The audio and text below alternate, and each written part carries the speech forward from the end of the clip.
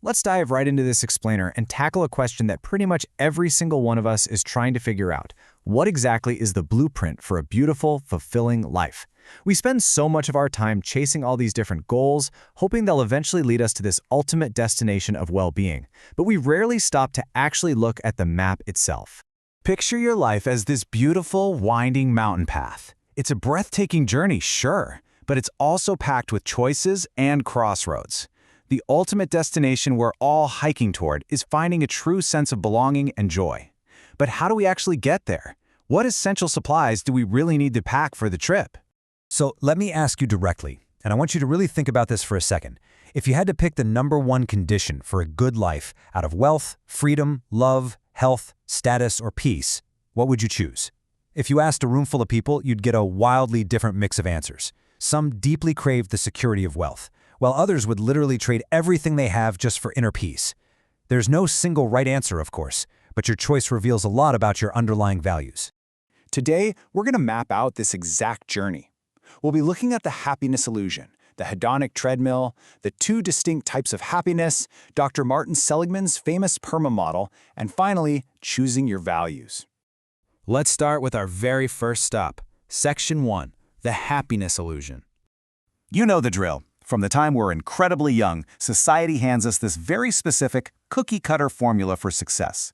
Get good grades, get into a top college, land a great job, become wealthy, and start a family. We're basically promised that if we just check off these neat little boxes, it's going to automatically equal happiness. The catch? Blindly following that standard script can easily turn us into mindless robots on a conveyor belt. We just march along, doing what we're told we should do. But here's the thing, this formula doesn't guarantee happiness at all. In fact, following it without question leaves so many people looking incredibly successful on paper, but feeling totally empty and unfulfilled on the inside.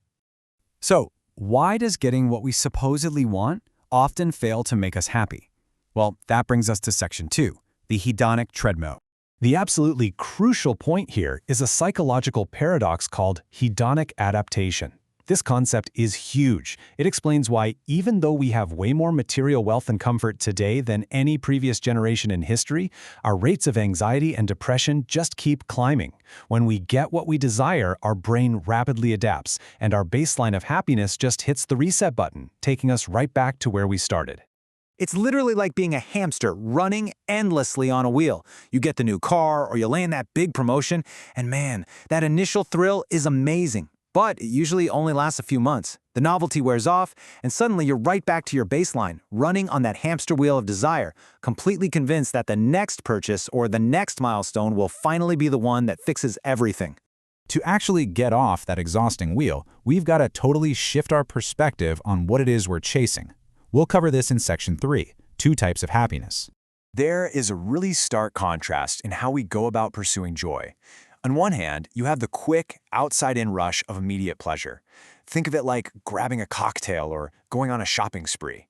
But on the other hand, you have the slow, inside-out sense of deep peace, kind of like a quiet mountain meditation. They're both valid experiences, for sure, but they function completely differently in our brains. That quick hit, that's hedonic happiness. It's fast, it's sensory, and it's fleeting, like buying the newest phone. It relies almost entirely on external conditions. But the second type is eudaimonic well-being. This one is profound and it lasts. It's built from within through personal growth and finding genuine meaning. If you want a beautiful life, you can't just stuff your backpack with hedonic thrills. You've really got to cultivate eudaimonic depth for the long hike ahead. And that leads us perfectly into Section 4, the PERMA model, where we break down the actual science of cultivating that deep well-being. Enter Dr. Martin Seligman. He's widely known as the father of positive psychology, and he completely revolutionized the field by proving that happiness isn't just some fleeting, lucky feeling that magically happens to you. Instead, it's a multidimensional structure that we can actively, scientifically build in our everyday lives.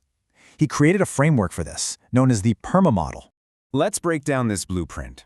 The P stands for positive emotion. Now listen, this isn't about slapping on a fake smile or practicing toxic positivity. It's way deeper than that. It's about having a fundamental gratitude for your past, a genuine enjoyment of your present moment, and a resilient optimism for your future. It's your emotional bedrock. Next up is E for engagement. You might know this as being in a flow state. Think about a time you were playing a sport, coding a program, or even just reading a brilliant book, and you were so completely immersed in it that you entirely lost track of time. Your skills perfectly matched the challenge at hand. That excitement of being absolutely present is a massive driver of deep happiness. Then we've got R for relationships. Humans are just fundamentally social creatures. We are hardwired to connect. Research continually shows that we need mutual support, love, and community to thrive. In fact, loneliness is absolutely one of the greatest killers of happiness out there. Without strong relationships, all those promotions and cars we talked about earlier, they're going to feel incredibly hollow. Moving on to M, which is meaning. This is the ultimate bridge from simple hedonic pleasure to profound eudaimonic well-being. Meaning comes from belonging to and serving something much larger than yourself. What are you serving that's bigger than you? Whether it's a social cause, your family, your community, or your faith, finding a purpose outside of your own immediate desires is absolutely essential. And finally, A for accomplishment rounds out the model. Now, this isn't about status or beating out the competition. It's about the pursuit of mastery just for its own sake.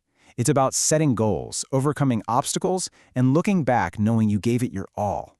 Together, these 5 pillars form the PERMA blueprint. They are the essential tools you need in your backpack for the journey.